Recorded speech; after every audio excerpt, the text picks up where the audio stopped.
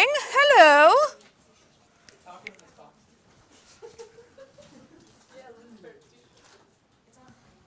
It's on free, so you can't see that.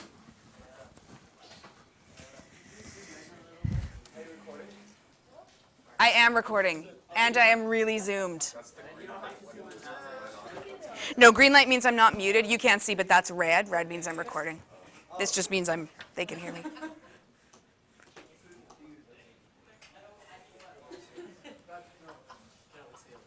So you've actually seen this word in this notation before when we solve trig equations. How do we get rid of a sine or a cos or a tan? So say we have sine in the equation, how do we get rid of it? Inverse sine, that's what this is. It's called the inverse function. So just note that's not an exponent, it's just notation. How do we say this? We call it the inverse. So we don't call it f negative 1x, we call it inverse of f. The inverse of a function represents the reflection over the diagonal line y equals x. So we have done vertical reflections, we have done horizontal reflections. These guys are just the diagonal reflections. So let's start by drawing this line. We'll go way back to grade 10 in your head. Y equals mx plus b. Where do we start? Let me graph a line. With the b, and what's the b in this equation? 0. And after we have the b, what do we do? Zach's visual, I can tell because he's drawing. Yes, see some words here. So the slope is 1 over 1, so I count 1 unit to the right and 1 unit, and then 1 unit to the right and 1 up, and 1 unit to the right and 1 up. And when we draw this, I'm going to do it as a dashed line, not a solid line.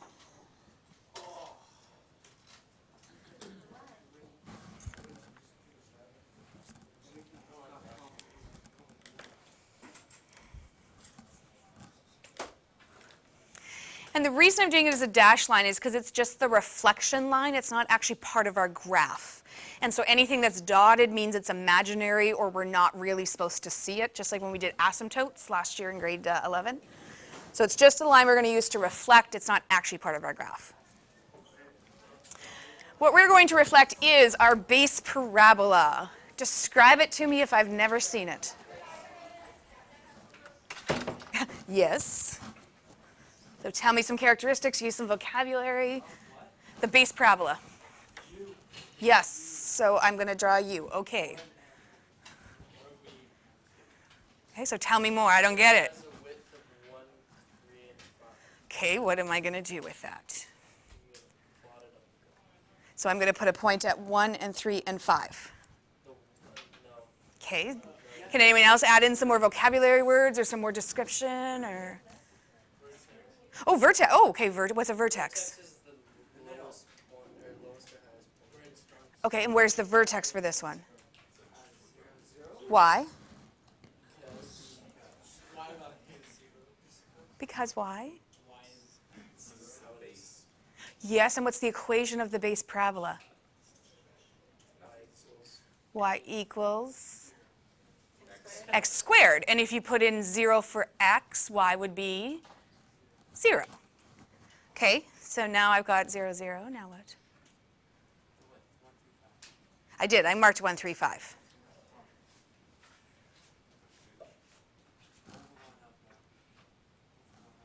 Mrs. Dabrowski, they need your help because clearly they're never going to be math teachers. I know. They're trying to tell me how to graph x squared. It's not going well. It's not going well. We have a vertex, though. Yes. Okay. Okay, now what?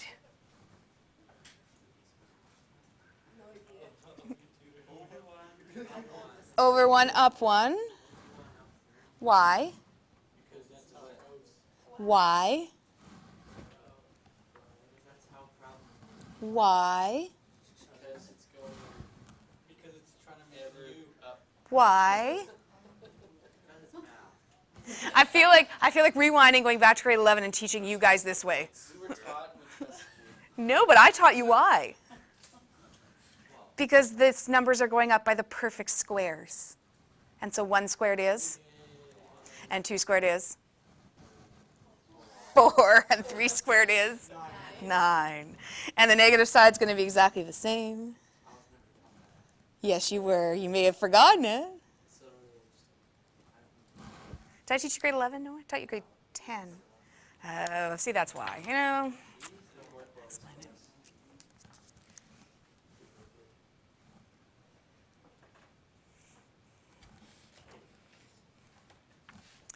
Now, what we're going to do next is going to upset the left brains, and I'm sorry, it's just the way it is. I'm left-brained, and I can accept it.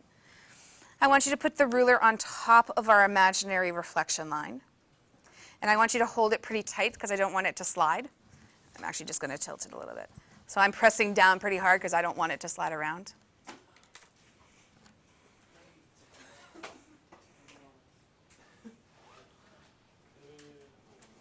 I'm waiting. I'm not doing anything.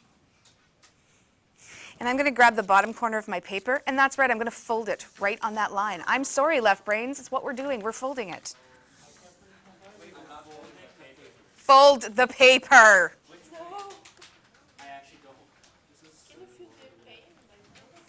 I can't. I know, the other class was all up in arms too. No folding of the paper.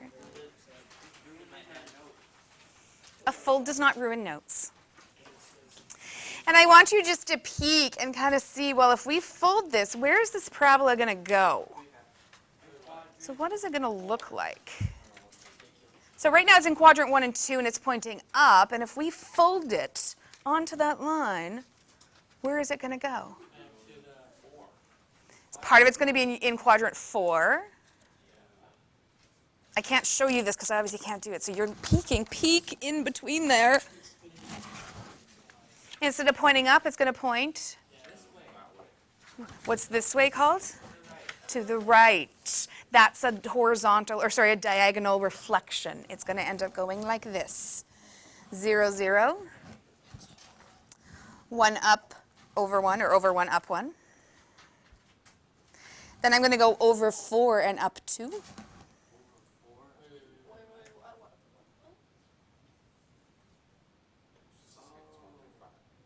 Then I'm going to go over to 9 and up to 3.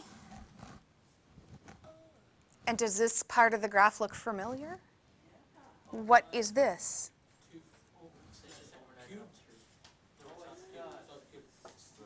It's the square root graph is this half of the parabola. That's what they are, is they're inverses of each other. The other half is going to come from over 1 down 1, over 4 down 2, over 9 down 3. And there's your first inverse function.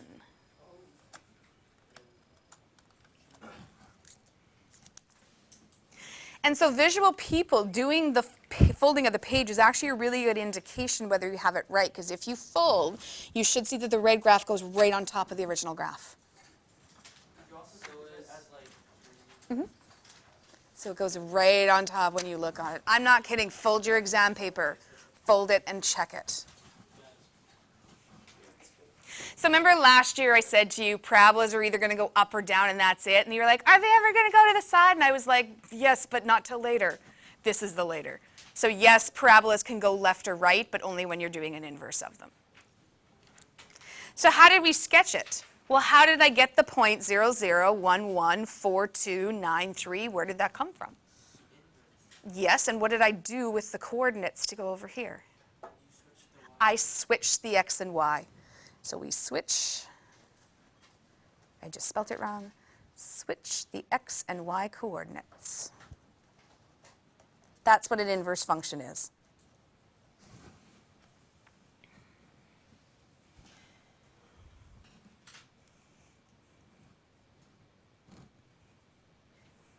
What would the mapping be? X, y goes to y, x. And we just pick them up and we flip them.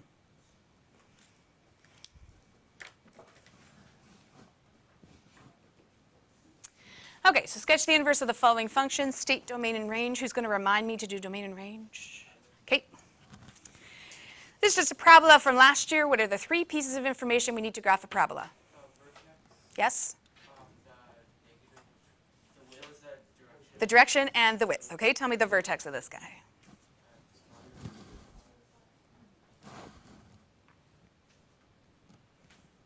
And how am I going to count? Just straight down. Okay, negative. So over 1, down 1, what I think maybe you're trying to say. And then over 1, down. And what about the other side of the vertex? Same thing, so over 1, down 1, over 1, down 3. Don't say that, that will drive me crazy. Parabole, ooh. Parabola, yeah, sounds like a disease. Now we could have gotten to this just by doing transformations, because this is just the base graph with a vertical reflection, a horizontal translation, and a vertical translation. That's what we were doing last year. We just didn't call it that. But that's what we did was transformations. Okay, we want to do the inverse function. So if you want to have the line, put your ruler at 0, 0, 1, 1, 2, 2, 3, 3. So it's basically in the middle of quadrant 1 and 3. Fold it. If you're into the folding, if you're not, that's fine. Because this will kind of give you an idea of where it's supposed to go, maybe where that vertex is going to go, what direction it might point.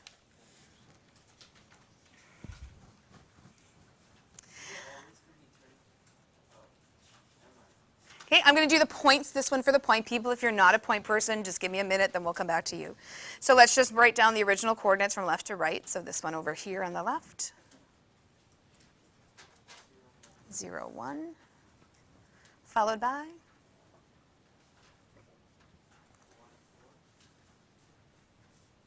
followed by followed by followed by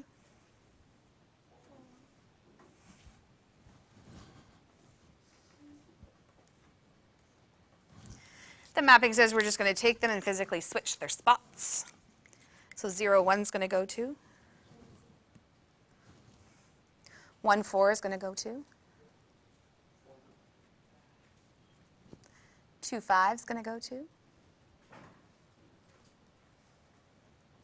3, 4 is going to go to 4, 1 is going to go to. Noah is carrying the team back there. Where are the rest of you? If you're not a point person, I'm just going to work right off the graph, so pretend you don't see this. I'm going to go 0, 1, and in my head flip them and put a point at 1, 0. Then I'm going to look at 1, 4. Okay, flip it, 4 and 1. 2 and 5 goes to 5, 2. 3, 4 goes to 4, 3. And 4, 1 goes to 1, 4. Ooh, which way did this end up going?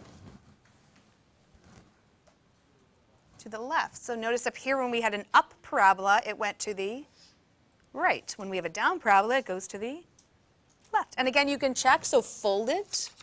Does it go back onto itself? Okay, does the red match up with the original?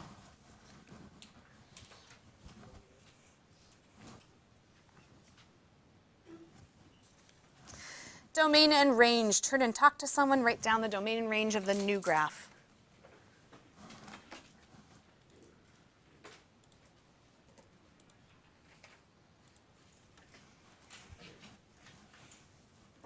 Domain.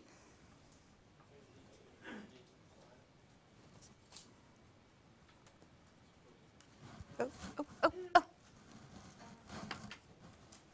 That's what I heard. The other notation?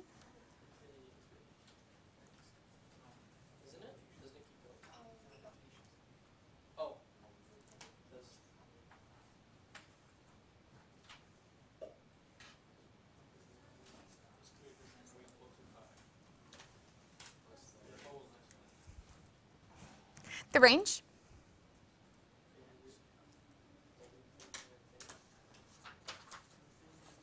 That's what I heard. The other notation? Confirm?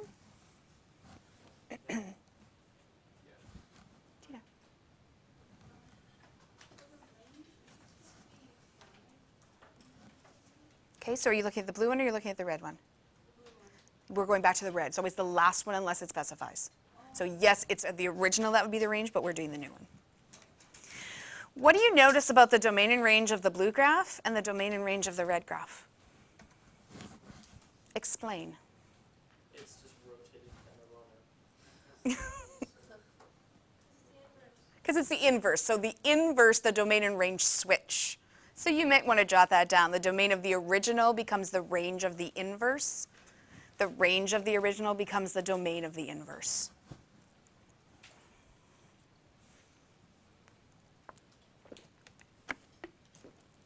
So these become really good multiple choice questions on the exam. They'll just give you this parabola and say, what's the range of the inverse? And so you have to figure out the domain of the original to get the range of the inverse, or they'll say, what's the domain of the inverse? You have to think of the range of the original to go backwards. How are we doing so far? Meh? Meh? Square root. So first we're going to do some translations, then we'll do our inverse. What's the base graph? The swoop, draw it.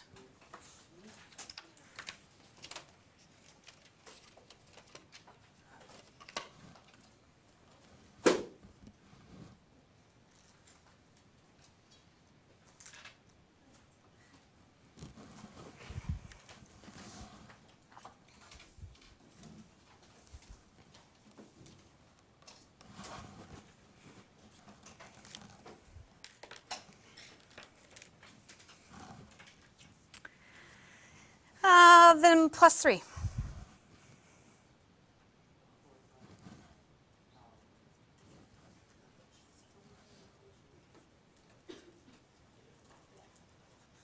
That was kind of mumbly, but I think that's what I heard. Agree, disagree, confirm. Okay, the minus 6. I think that's what I heard. Okay, not red because we still have to do the inverse, so do both these at the same time. Count 3 over and 6 down.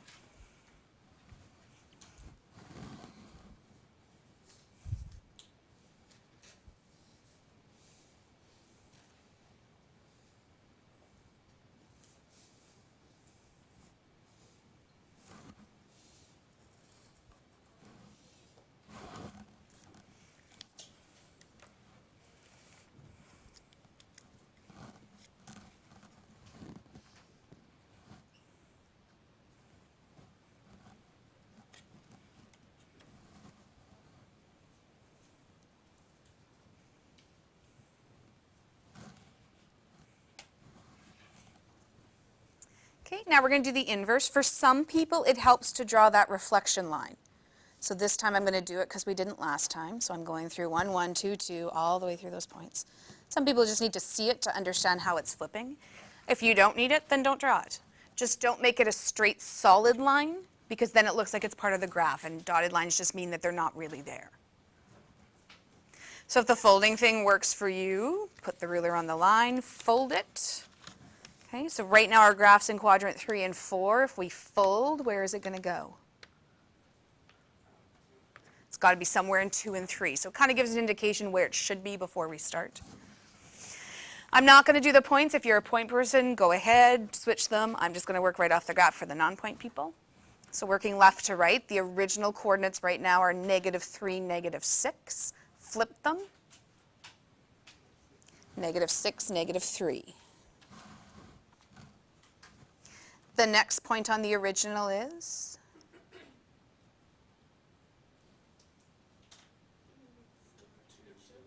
-2, -5. Flip them gives us -5, -2. The next point on the original is 1, -4. Flip it. -4, 1. And the last point is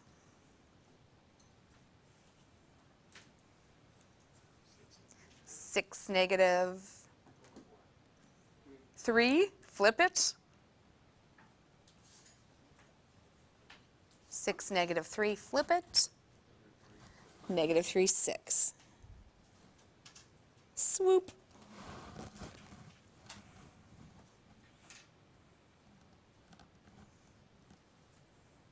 And again, folded is the red right on top of the original, or the one after the translations. Domain and range it.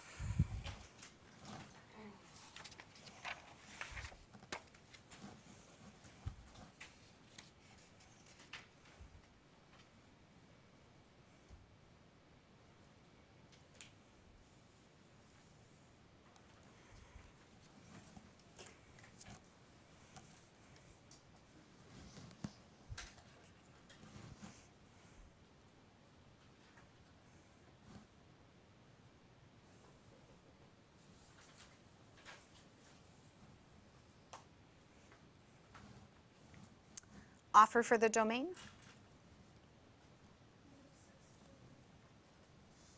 And what kind of brackets? Nice. Agree, disagree, confirm. Got a thumbs up over there. Range.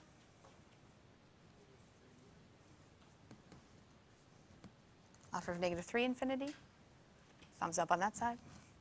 What's the other notation? So how else could we write the domain? Greater than or equal to -6, and y is greater than or equal to -3. Show me your thumb. How are you feeling on inverses so far? Get it, kind of get it, not loving it. Good. Sometimes they won't ask to graph. Sometimes they're just going to say, give me the equation of the inverse. So I don't care what the graph looks like. I just want to know what's its equation. So for the wordy people, 4 steps. Step number 1, replace f of x for y. Because we learned in grade 10, those are the exact same thing. Well, why do we have this crazy notation if it's the exact same thing as y? Why can't we use y for everything? So mathematicians like this for 2 reasons. One, you can differentiate between functions, because we'll call the first one f of x, then we typically go g of x, then h of x. If I call them y, and y, do you know which one I'm talking about? Second reason is this tells us what the independent variable is. So it's telling us that f is a function in x. If I just say y, do you know what's on the other side? No, that's why mathematicians, we like this better. It's just a little more precise. Step number 2, you're going to physically switch x and y. Okay, so you're going to pick them up, trade their spots. Everything else is going to stay exactly the same.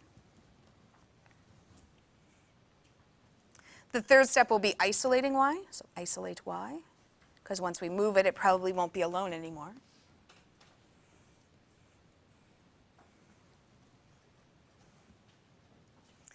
And the last one is replace y for the inverse of f of x. And I'll tell you why when we get down there.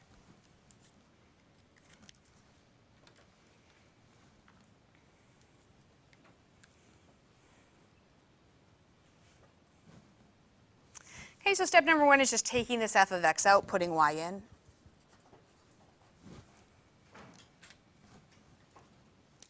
Next, I'm going to pick up y, pick up x. I'm going to switch them. Everything else is going to stay exactly where it is.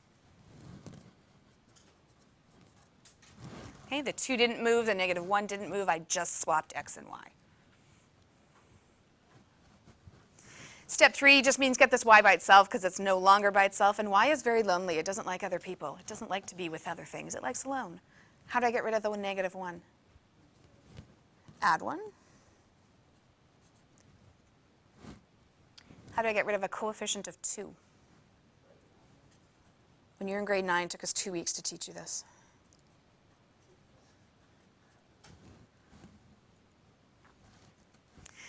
Now, the reason I need to put in the inverse notation right now, or right in this step, is because right now I have 2 different things defined as y. I started by saying, well, y equals 2x minus 1, but suddenly now I've said y is something else. And mathematically, you can't have variables defined as 2 different things. So now we just say, okay, well, it's really not y, it's really the inverse. So that last step is important, otherwise mathematically you are incorrect. That's a half mark off on the exam if you forget to put the inverse notation. That's it. That's the equation of our inverse. Does it make sense that the inverse of a line would also be a line? Does it make sense that the inverse of a line would also be a line? Yeah, if we flip a line, it's not going to curve, it's not going to bend, it's still going to be a line.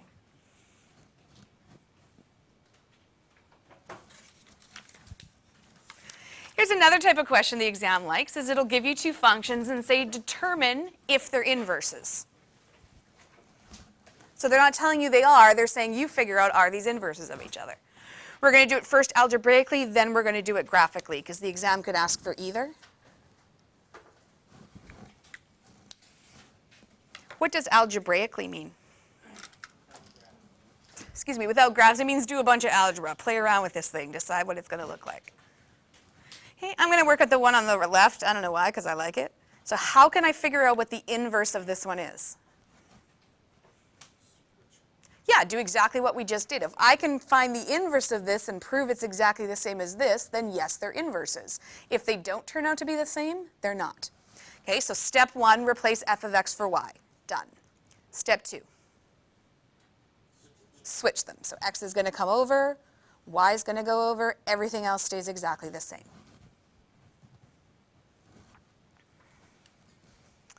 Okay, now what? So what's step 3?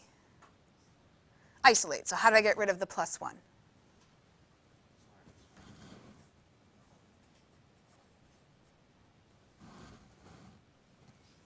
And already this is looking pretty good, because look, x minus 1, x minus 1. How do I get rid of a squared? What's the opposite of squaring something? Now be careful, and over half of you blew this on both the first and Unit 2 tests. When you put a square root into an equation, what has to be in front of it? Plus or minus has to be in front when you put it into an equation.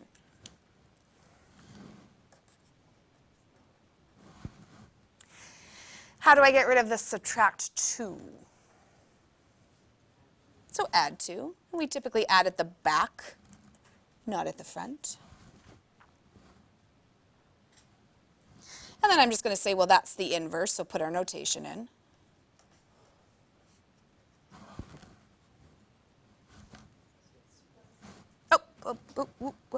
Thank you.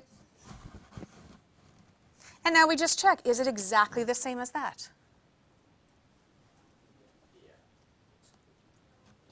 Is it exactly the same? Not close. Is it exactly the same? No, this is completely different. So are these inverses of each other? No.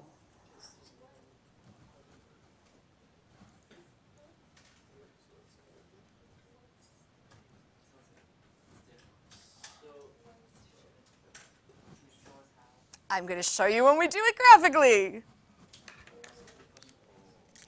Graphically, I'm going to graph the first one, then I'm going to take the inverse, and I want to see, is it the same as the second function? Okay, so how do we graph a parabola? Vertex, which is? Offer of 2, 1. Agree, disagree? Of course you agree with yourself. How am I going to count? Up or down? Up. So up 1 over 1, up 1 over 3, up 1 over, if I had room, which I guess I almost have room.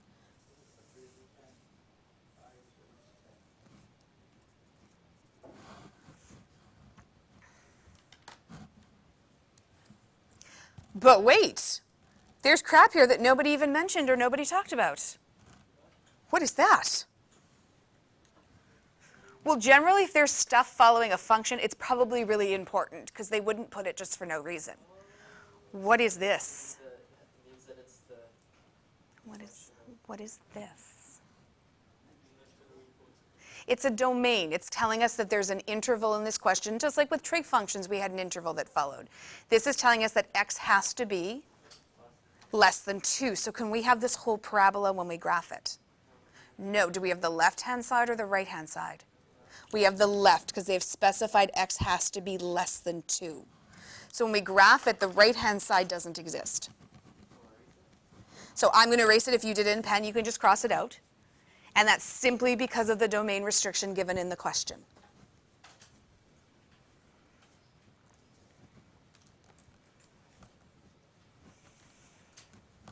Okay, Okay, now we're going to take the inverse. So if you like to do that diagonal line, you can draw it. If you like to do the paper fold, you can do it. If you want to do the points, you can do it. Any way you want to do it. I'm going to just do it from the graph. So I have a point 0.05 is going to become 50. 1.2 is going to become 2.1. 2.1 is going to become 1.2.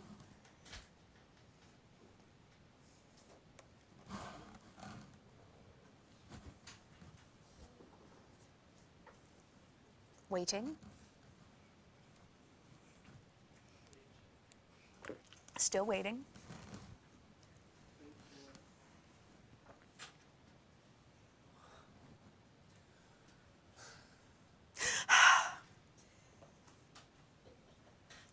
Now what we need to prove is we need to graph this guy, and we want to know, does that match our inverse function? If we can show that the second graph is exactly on this red line, then yes, we've shown that they're inverses. We're about to show that it's not because we know they're not inverses. Okay, so how do we do this graph here? What's the base graph? Kate, talk to me about the scoop. Describe it like I've never seen it. Hopefully this will go better than our parabola. Starts at the origin, turns up to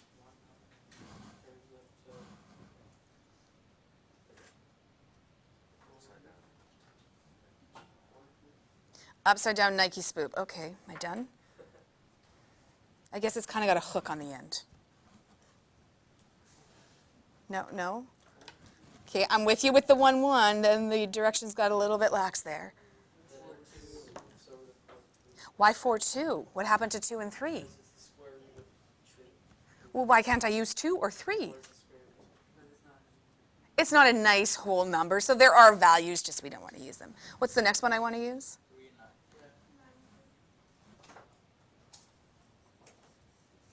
Oh, no, I want to go through that. That's pretty. Oh, swoop.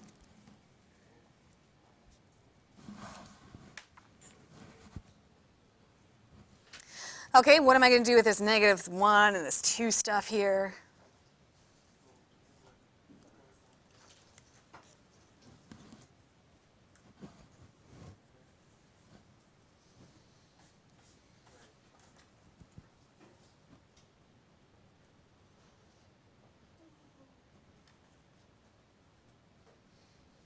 Yes. Yes. Confirm, 2 up. Okay, I'm going back to red because this is going to be our second graph for the second function. And I'm going to pick it up and move it, and hopefully it will go right on top of the second or the first red line.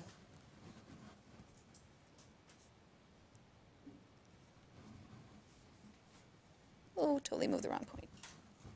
But,